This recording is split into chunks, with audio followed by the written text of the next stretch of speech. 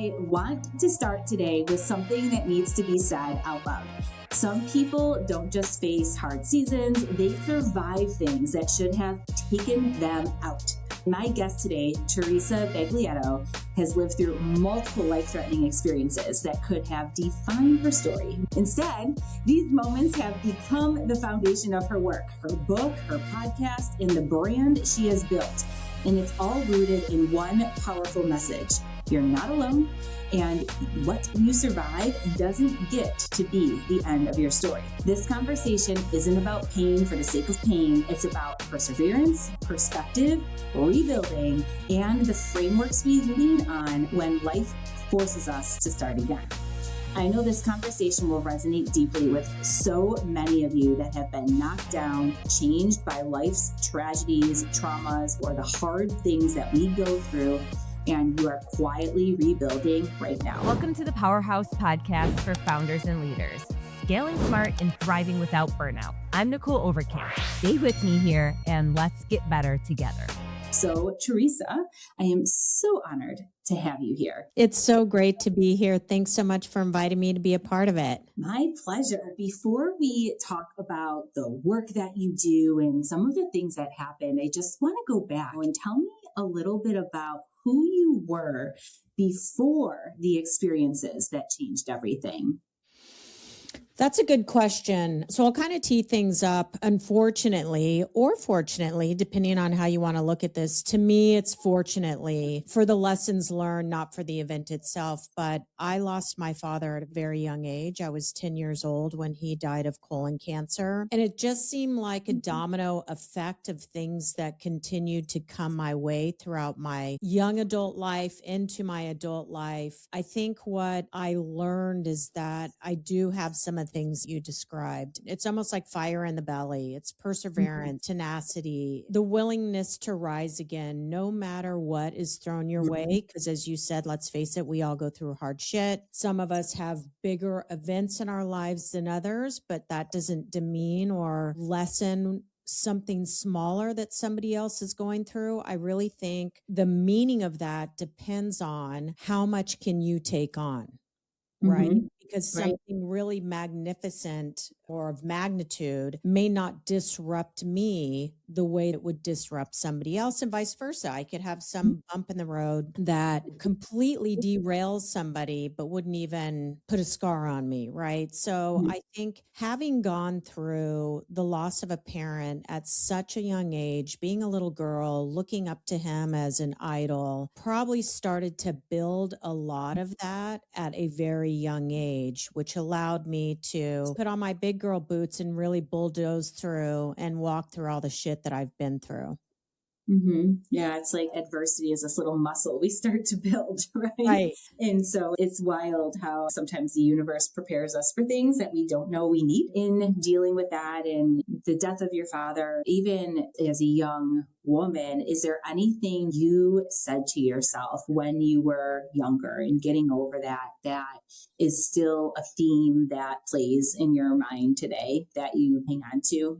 I would say, yeah. And it's really about choice. We have choices when things are in front of us that we don't like. And we can either choose to sit back and let it take control of us, or we can choose to meet it face to face. I've got this great picture behind me that my son gave me. I don't know if you can see it, but it's almost like facing fear so that you do become stronger. I think when we go through the hardest things in our life, it really starts to shape who you are. And I know that's very true of me, of who I am today, and having to overcome so many things. Impatience with that, with people, because I've been through it so many times. I've maybe become a little bit callous to it, if that makes sense. Yeah. But I'm also very empathetic for people who are going through heavy stuff, because I have been there. I've walked the walk, and it can completely be, a mind fuck if you let it. Oh, for sure. Yeah. And I'm a huge fan of control the controllable. And for me too, even growing up and all the things that I have gone through, it's so funny, because I was a very bitter teenager. I was jealous of my friends a lot because I would see their beautiful families and all the things that they would get when I was the kid who had to work hard and cover up some of the things going on at home. And I was pissed that my mom didn't buy me everything and that I had to work, pay for college, and move out. These are really first world problems. Looking back on those early things, before I even dealt with anything hard in life, it made me so much more prepared for all of the other things that happened. And now I'm so grateful I didn't have the life my friends had, because I've been able to deal with all of the things that were thrown at me in my adult life with this incredible resilience. I almost look at it as like, okay, cool, that happened. Now what? How am I going to learn from this? How am I going to build on this? Because I'm not going to die. So I'm going to keep thriving. And what does that look like after I've been thrown this challenge? What does the universe want me to learn? Now it's so interesting how, as I've aged, I've become so grateful for those hard lessons. Yeah. And here you are, so successful, with 2 businesses. Maybe you wouldn't have gotten there had you had your path paved nice and smooth. I think it's the edges that kind of keep us alert and aware and allow us to continue to grow personally. That's what I believe. I wouldn't be where I am today had I not gone through, not that we're asking for this kind of stuff, but at the same time, it's like, okay, so it's here and the lesson's in here, and it's not going to show its face right away. Sometimes we don't even see it until many years have gone by, and you can look back and really have that perspective that, you know what, as shitty as that was, boy, did I learn a lot.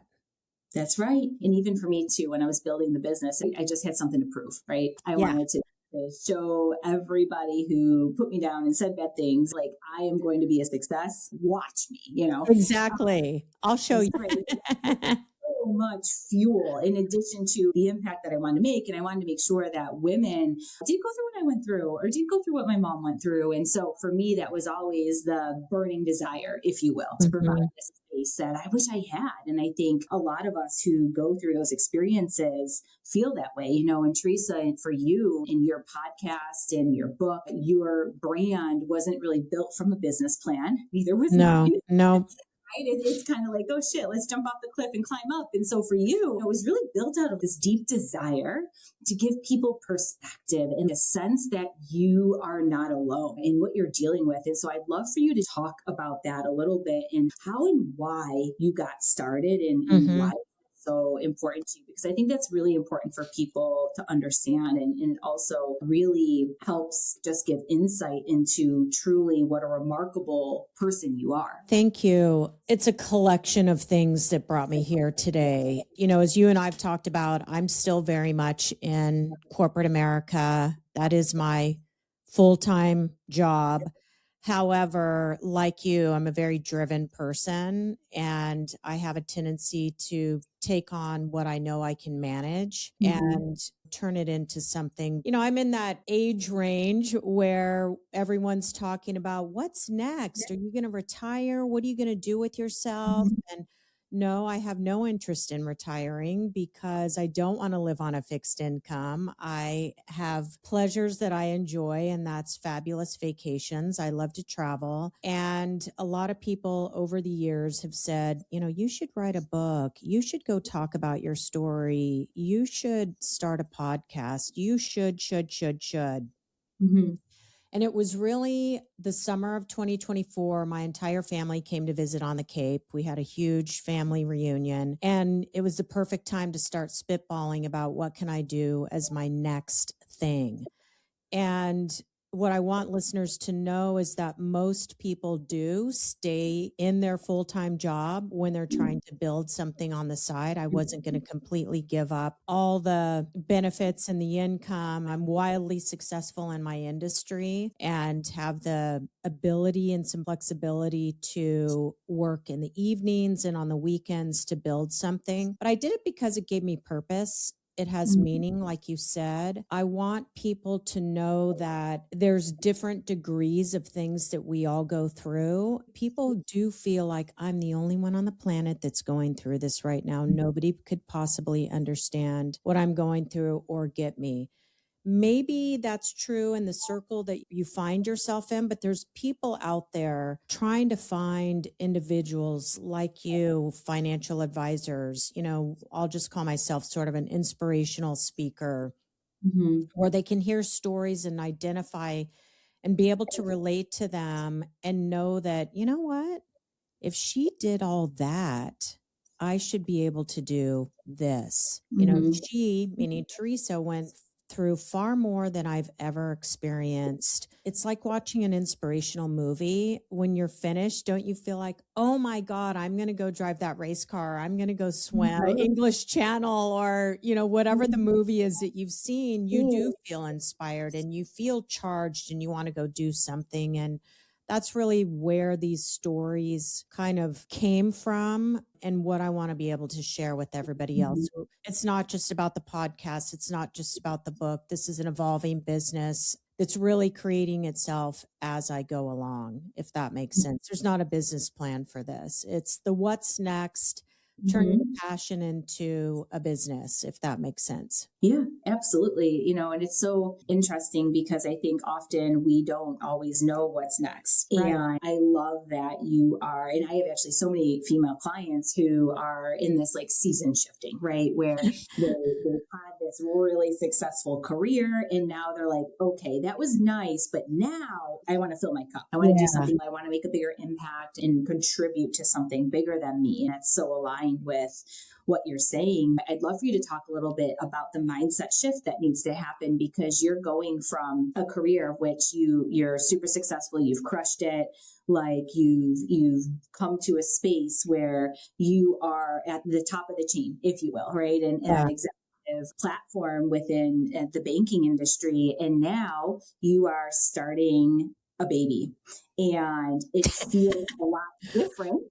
When you're birthing this thing, your confidence shifts. You don't show up the same way. You don't have the same amount of know-how that you do in your job, right? It's a little bit flying blind, kind of uncomfortable, like you're fish that jumped out of his fishbowl. And so, talk me through, and the listeners especially, because I do know we have a good amount of women listening to this who are in leadership positions and they're thinking about it. They're like, should I do consulting or should I start my own thing? Can I write a book and tell my story? Because I inspire others, and all the other women getting shit on out there. But what have you had to do? And you even were talking a little bit about imposter syndrome earlier before we started the podcast. And so what are some things that you've really had to shift internally to make sure that you are able to have the consistent gumption to get out there to do the thing, to yourself now, not someone else, but yourself, in building this personal brand? That's a good question. I think there's a lot to unpack. So I'm just thinking for a moment to simplify it. You have to want and truly desire to start something. All of us, listeners included, who have been in corporate America in roles that are really demanding, that have numbers, revenue tied to them, and are true hustlers and will work as many hours as needed to get the job done. That's a different type of individual than somebody who doesn't have all of that. I think you really have to be driven, and the match has to be lit, and it's got to stay lit. There have been many days where I have said, I'm not doing this anymore. Oh my God, it's so hard. Because you think of the foundation, and before I jumped into this, I said, I'm going to give myself 3 years. The first year, which I just got through, is building the foundation. And that's building your brand, building your website. What are some of the things that you're going to use as your marketing platforms? Are you going to be on social media? If so, how many are you going to put yourself up on? And can you be consistent? And the one thing that I know about generating revenue, and I've heard you talk about this in a podcast, if you're not focused on things that are ultimately going to help you drive some kind of revenue or income, you're probably focusing on the wrong stuff. If you have the means, and I think most of us women at this stage who are thinking about making this shift, have the financial means to support our business and get it started, meaning it's self-funded. That allows you to bring in some contractors who know how to build the website, who know how to edit the book, who know how to fill in the gaps of the skills that you don't have. It still requires your engagement, your collaboration, and your vision, by the way, which was something I've learned along the way. So I gave up almost a year of weekends and nights to build this last year. And I was absolutely okay with that because I've done that for corporate America many, many, many, many years. So it didn't scare me. I also have grown children, so it's very different than having children that you're having to shuffle around to sports and other activities and make dinner on time, etc. It's dedication, it's commitment, it's starting your day at dark 30 and sometimes working until the wee hours of the night to get things started. So the leap of faith was I wanted it really bad. I had an early vision of what it was going to look like. And I spoke to some friends who are executives and said, I'm thinking about doing this. What do you think? And the best advice I got was from a friend of mine in the entertainment industry. I'm originally from California. And she said, I know you really well. And I think all this is a great idea, but don't box yourself in. Don't get stuck on, here is exactly what I want to do, because you don't know what's going to come your way as you're doing it. And a door could open that you didn't even think of. So I appreciated that feedback. And that's why it's like, there's not a business plan for this. Someone might laugh and think, how the hell does she think she's going to make money? My background's in sales.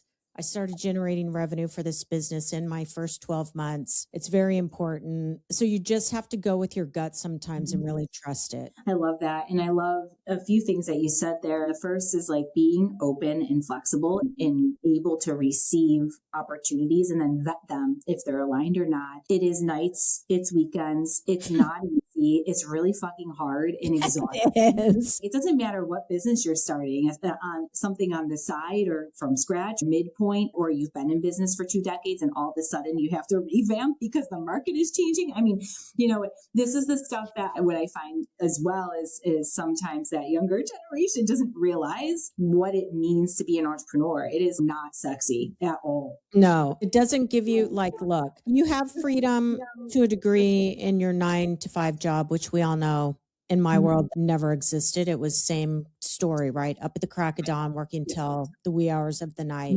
That's just been in my blood, right? That's the background that I come from. So you have some flexibility at times in those jobs. You get a little bit in this job, but you have to give it your all for it to move, to get the ball rolling. You're responsible for everything. So we'll talk about imposter syndrome because I think this falls in line with that. And this, we have to do everything. Right now, I am my company, right? I'm doing everything. And it's a huge laundry list. And there are days where you're like, you know what, fuck it, I'm not going to do that. And you can talk yourself out of it. And I did. So I've published a book. There's a lot of things that one should do to get their book out there. You can't just publish it wherever it is that you're going to publish it and hope for the best.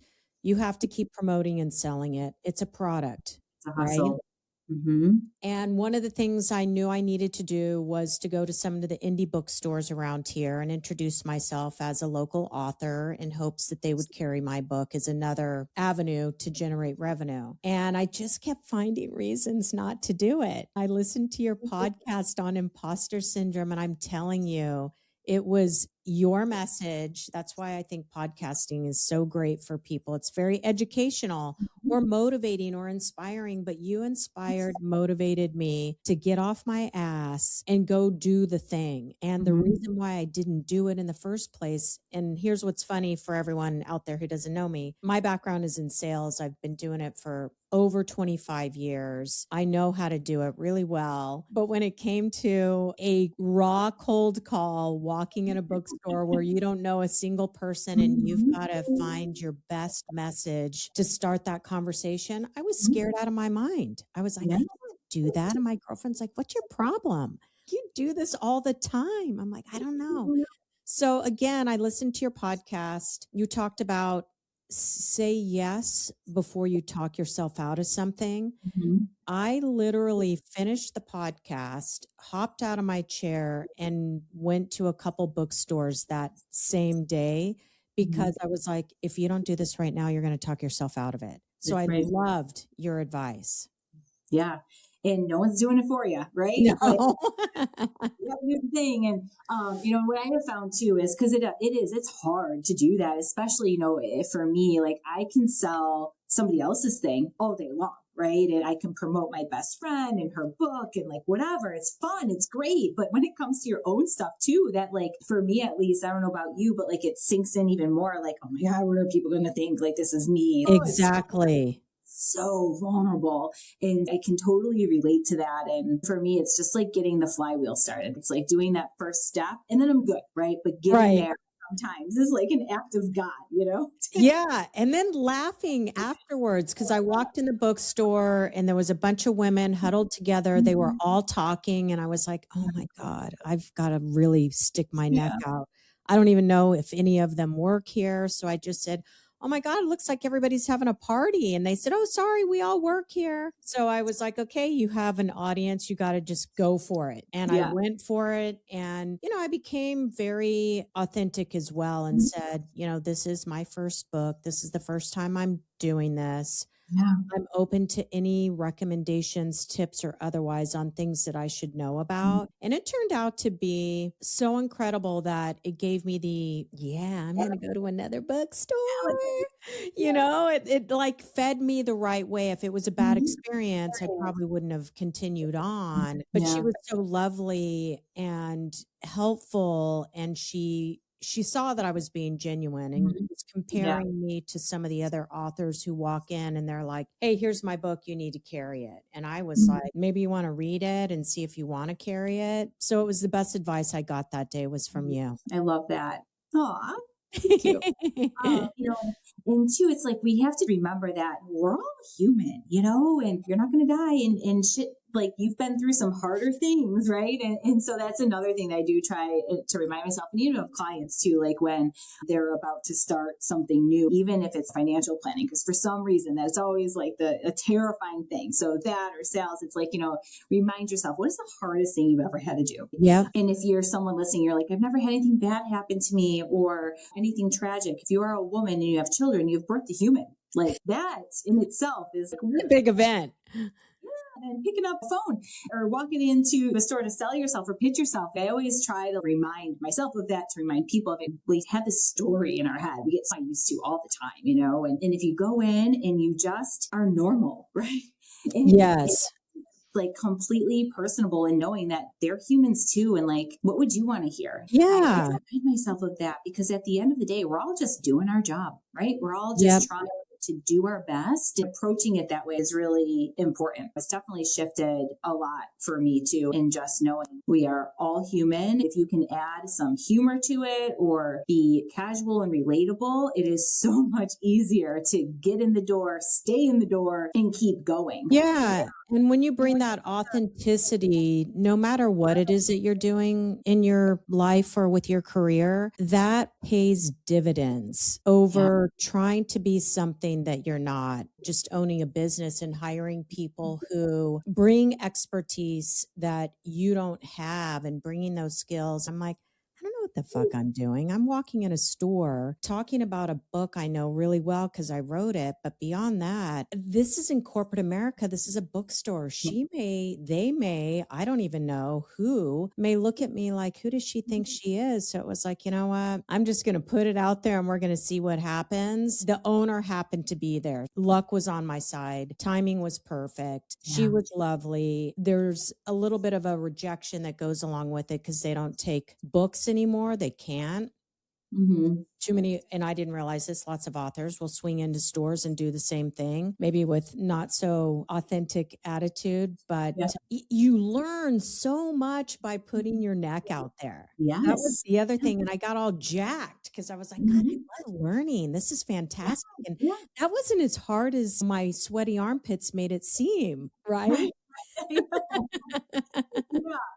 and you learn things too. Like a lot of times, like in what I found is even like in our process in writing the book, when I tried to do some of the same things, I just learned people were so generous with information when they couldn't take our book. They told me why and what I could do. And also we did so many things wrong, by the way, Yes. do it all over again, like, oh Lord, what I would change. But that's good because now I know. And that is so huge, especially for when we're talking to other women looking to write a book.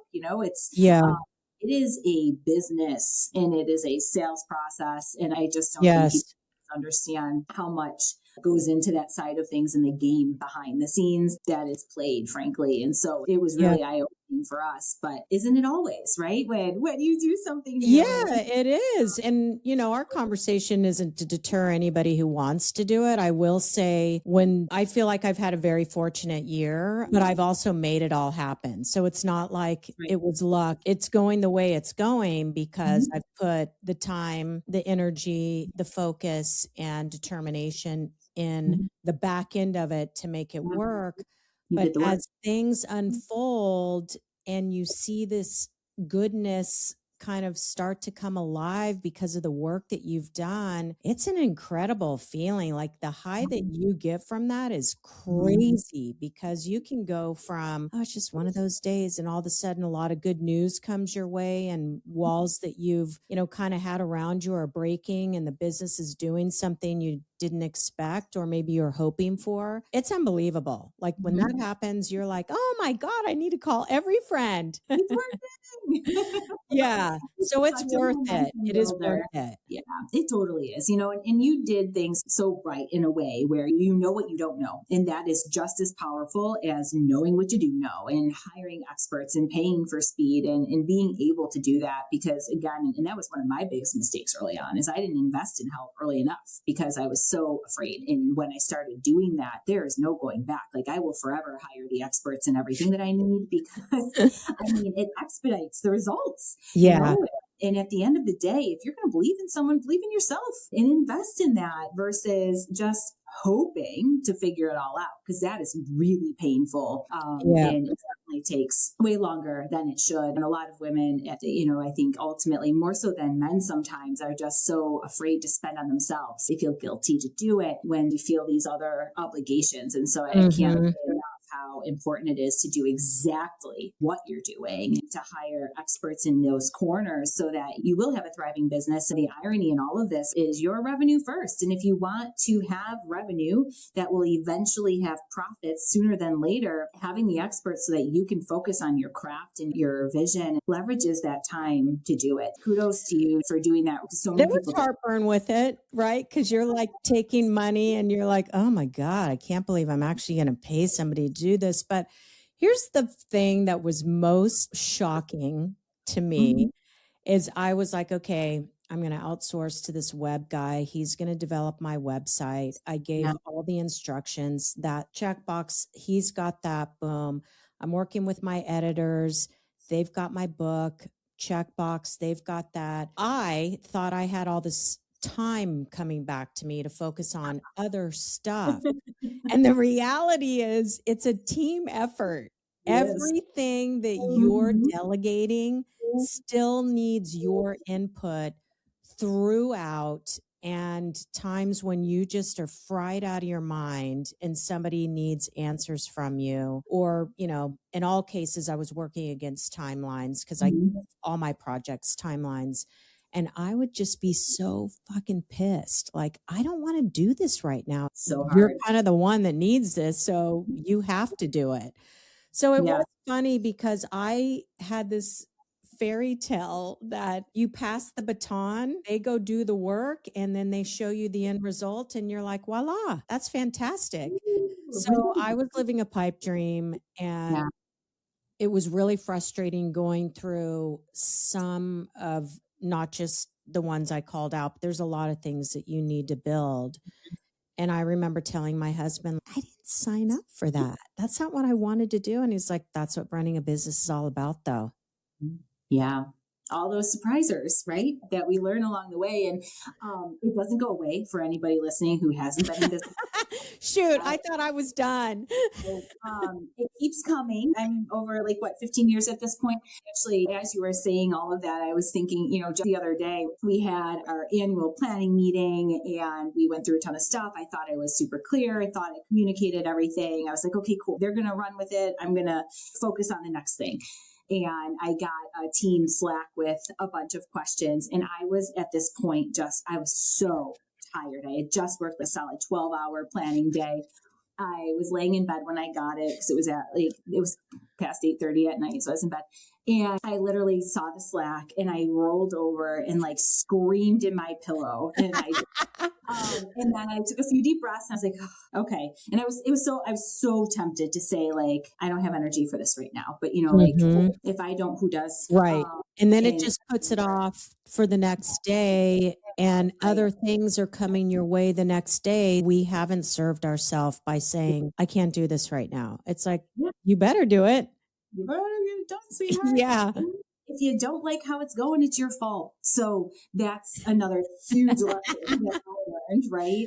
Yes. So we direct the ship. And so if something's broken or not communicated well, it's my fault. They got to fix it. And then we move on, and then let's talk about this book for a minute. You've beaten cancer 4 times. Is that right? That's right. And I'll let you say some of the other things that happened, but in your book, you talk about these core pillars. Yeah. And I thought it would be cool to you don't have to say all the things. So we want people to buy your book and read the full story and be inspired. Yes. But give us a little bit of an overview because we've been talking now for maybe 30 minutes and there's probably some listeners saying well, what did she do? What did she go through? And so give us just an overview of that and some of what people can expect in reading your book. Yeah. So for those of you that don't have the background, as Nicholle said, I'm a 4-time cancer survivor. I've also survived 3 strokes, 2 brain aneurysms where I had a craniotomy, and I went through a divorce through some of that. I went through the financial crisis in 2008 when the entire universe was losing their jobs. So I've experienced financial struggles. And all of these things were happening within about a 10 to 12 year span. It was just one after the next. Yeah. And I wrote the book. It's very cathartic to write a book when you've gone through so many things. But also, I think there's lessons that can be passed on. And that's really the purpose of the book. It has some reflective workbooks attached to it for the readers to think about these moments that they may find themselves in.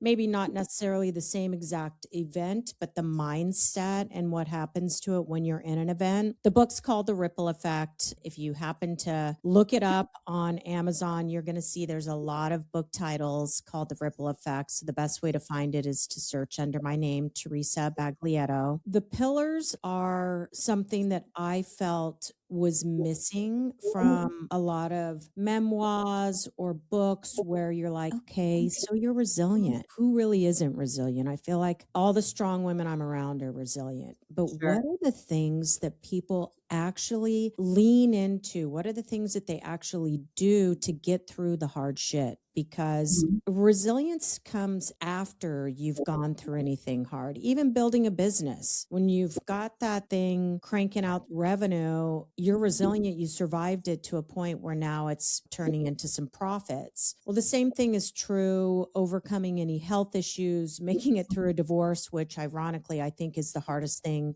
anyone can go through, especially when there's kids involved. But the pillars, without giving them away, are those steps and things that you can actually do in a mess, in a shit show, in something really hard. And I think as a strong female, some of the things that I talk about in the book will make sense to other strong females. But what I've learned from my friends who are badasses in corporate America and have been through a lot of shit is that the reflection of the questions have brought a lot of emotional turmoil to them because it's things they've had to think about that they've not wanted to think about. And for the people that aren't as strong, this book really is for you. This book is to help you get through those moments and to have these tools, because it's so overused, but that's what they are. Sure. And to help you lean into them. You may not use all of them, but there's one big one in the book